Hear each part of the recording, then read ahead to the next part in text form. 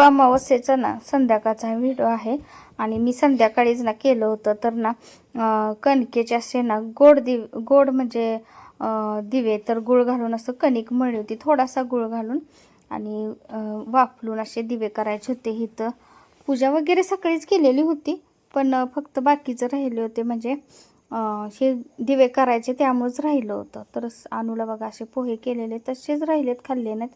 तर दिवे असे वाफवायला ठेवले होते आणि ताक्षू म्हणली तोपर्यंत मी करते. तर म्हटलं चालते, ह्यांना लक्षात तर राहते, निदान केलं की म्हणजे स्वतः केल्याशिवाय बघून करण्यापेक्षा स्वतः केलेलं जास्त लक्षात राहतं. तर दिवे वगैरे स्वच्छ केलेलेच होते सकाळीच. तर तिनंच ना वाती वगैरे करून दिल्या, मग तिनं सगळं असं ठेवलं होतं. तर तिला मी सांगेल तसं ती करत होती. मग तांदूळ ठेवले होते, त्याच्यावर हळदी कुंकू मात्र तिचं विसरलं, परत तिनं आणखीन टाकलं आणि सगळे दिवे असे प्रज्वलित करून घेतले होते. आणि अनु इथं पुढं म्हणणार होती की शुभंकर होती, तर किती छान वाटत होतं ना. तर असे सगळं दिवे वगैरे लावले, खूपच छान आणि मन अगदी प्रसन्न होऊन जाते.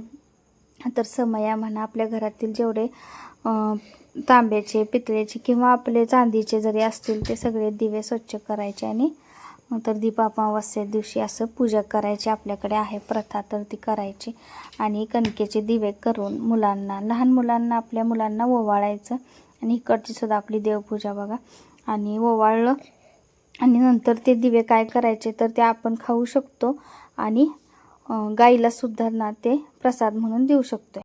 शुभंकरोति कल्याणं आगे शतुभुती वैशाल्या दीपती नमस्ते दिव्या दीपकाय कांदी कुंडल दिव्याला बाण नमस्कार दिवा व देवपाशी बल तुळशी पाशी माझं सदन दिपी पाशी तेल कपसे देव तुला साजत काढते बाजते बाशी काढते दिगाचे ते नमो बाणे गेंट्या शागदे.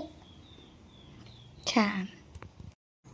तर अशी शुभंकरोति अनु नेहमीच म्हणते आणि छान अशी अनुनं म्हटली बरं का. आणि अनुला ओवाळायचं वगैरे म्हटलं की खूप छान वाटते. तर ना अमावस्या झाली की श्रावण महिना चालू झाला, आणि श्रावण महिना चालू झाला की सगळे सण एक एक चालू झाले. आणि श्रावण म्हणला की उपवाससुद्धा आले. तर काय काय लोक श्रावणी करतात, तर श्रावणात उपवास पण असतात दर सोमवारी. तर मी तर ना अगोदर श्रावणी करत होते बरं का, पण आता मात्र मला काय श्रावणी माझ्याच्यानं म्हणजे करायचं झालंच नाही. तर मी 3 वर्ष श्रावणी केलेली आहे. तर श्रावणी केली की 3 वर्षानं ती 3 वर्ष म्हणजे एकदा केली की नाही की 3 वर्ष करायची आणि नंतर ना उद्यापन म्हणजे उजवायची असं सुद्धा ना म्हणतात. तर माझे काय उद्यापन वगैरे झालेलं नाही आहे, पण केलेली आहे मी. आता तर काय फक्त श्रावणातले उपवास म्हणा, तर बाकीचे शुक्रवार म्हणा श्रावणातले हे तर होत्यातच आपले, पण प्रॉपर असं महिन्याभराचं काय म्हणजे होत नाही आता.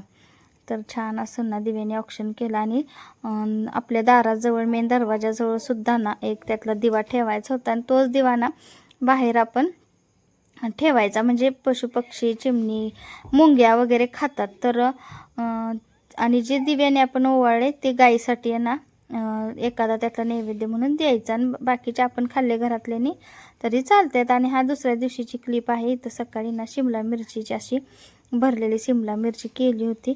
तर ना त्या तव्यावरती पटकन अशी फ्राय होते. आणि ऊन केवढं पडलं होतं, श्रावण महिना आहे असं वाटत सुद्धा नाही आहे. पाऊस तर अजिबात नाही, फक्त वारं सुटते, आभाळ येते, पण आभाळसुद्धा जातं, ऊन पडते. तर सकाळचं हे बरं का आहे, नाही 4 वाजताचं काहीतरी आहे हा व्हिडिओ. आणि वारच खूप सुटले. अनु बघा कशी शूट करायला लागली आहे, त्यामुळं मी शूट केलेलं नाही आहे हे. आणि संध्याकाळी नंतर इथं वांग्याची अशी ना रस्स्याची भाजी म्हणजे आणि करायचं चाललं होतं. तर रस्स्याची भाजी इथं ना करायचं चाललं होतं आणि लसूण खोबरं असं ना मसाला बारीक केलेला होता. तर तनू लागली होती, तर तनू थोडं वेगळ्या पद्धतीनं करते, माझ्यासारखं नाही तिचं करणं. तर ती मसाला जो आपण टाकलेला असतो ते ती त्यामध्ये थोडंसं पाणी टाकते, म्हणते ती थोडंसं शिजलं की नंतर आपलं काय असेल ती भाजी, म्हणजे वांगा असेल, बटाटा असेल, ते तर कोणती भाजी असेल, दोडका असेल, ती नंतर टाकायचं. आणि मग आपल्याला हवं तेवढं आदन रस्सा जेवढा करायचा आहे म्हणजे तेवढं पाणी ओतायचं. तर गरम पाणी काही तिनं ओतलेलं नाही आहे, साधंच ओतले.